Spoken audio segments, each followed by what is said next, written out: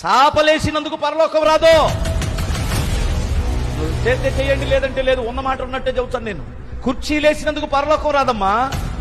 తగిన ప్రతిఫలం నీకు నీ పిల్లలకి ఇస్తాడు దేవుడు. దీని విషయంలో పరలోకం రావాలంటే నీ భక్తిని కాపాడుకో, నీ నీతిని కాపాడుకో, నీ పరిశుద్ధతను కాపాడుకో.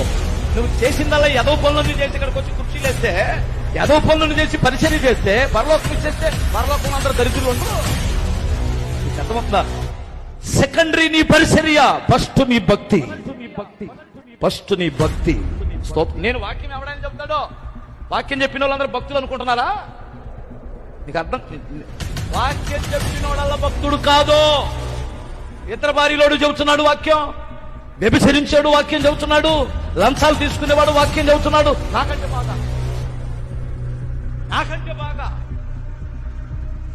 నేనేం చెప్పగలను వారి ముందు?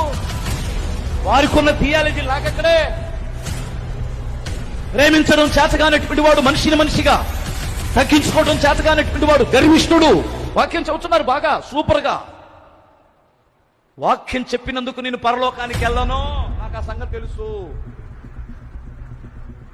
నా ప్రభు నాకు ఇచ్చిన భక్తిని కాపాడుకోవటం వలన నేను కాపాడబడతాను.